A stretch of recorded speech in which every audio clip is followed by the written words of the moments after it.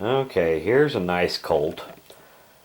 This one here is a Colt Trooper Mark III in 357 Magnum with a 6-inch barrel.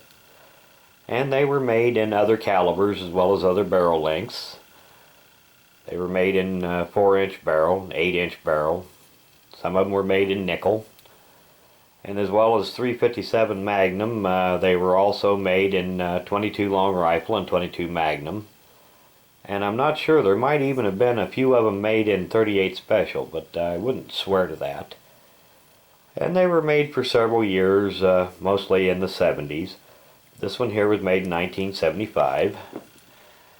And basically these are basically identical to the Colt Python in size and all of that, except that it's minus the underlug barrel and the vent rib, and of course it doesn't have any of the handwork on the action that made Colt Python so slick.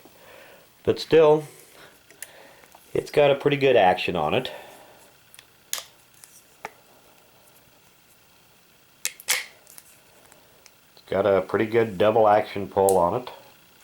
Nice and smooth. Not as smooth as the Python, but pretty good. Single action trigger is really good on it. But that's pretty common for Colt revolvers of that era. It's got good sights. It's got a free-floating ejector rod. It isn't part of the lockup like it is on a Smith & Wesson. And on Colts, to release the cylinder, you pull the pin backward instead of pushing it forward like on a lot of revolvers.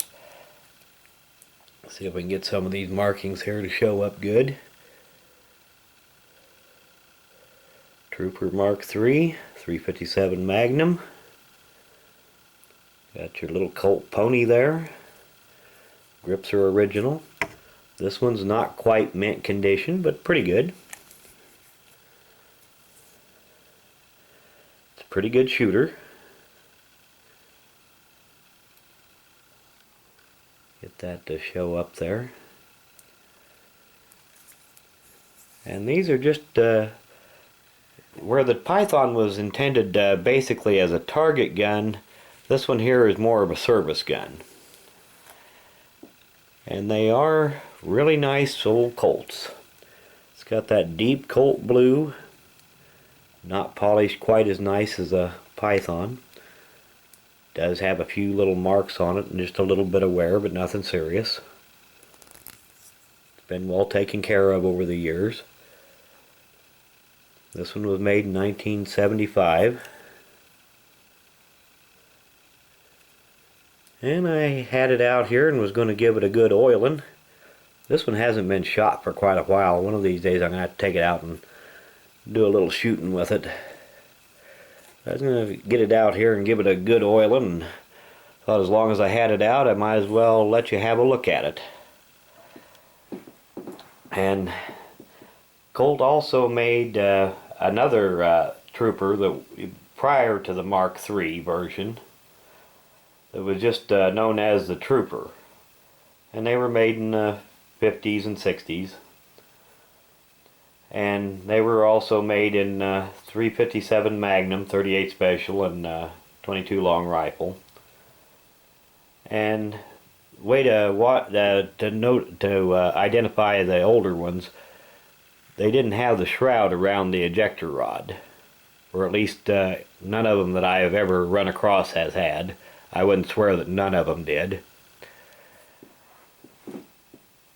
And basically, when they went to the Mark III, they simplified the lock work some on them.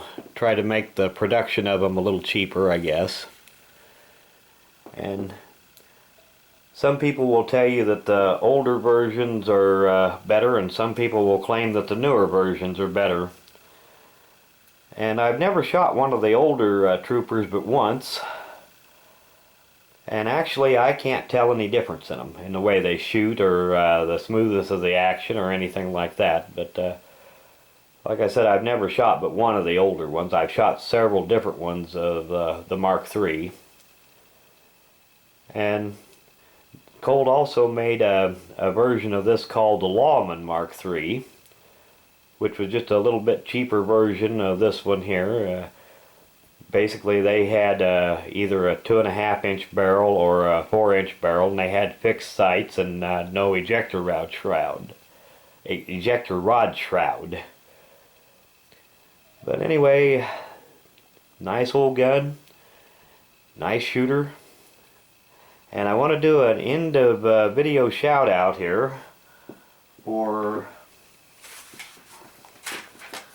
just dumped a bunch of paperwork on the floor.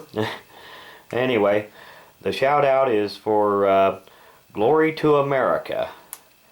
And anyway, they've got a pretty good channel over there. Lots of good videos. Ought to go check them out if you got time. I'll put a link to the channel in the description of this video. And I guess that'll about do it for now. Thanks for watching.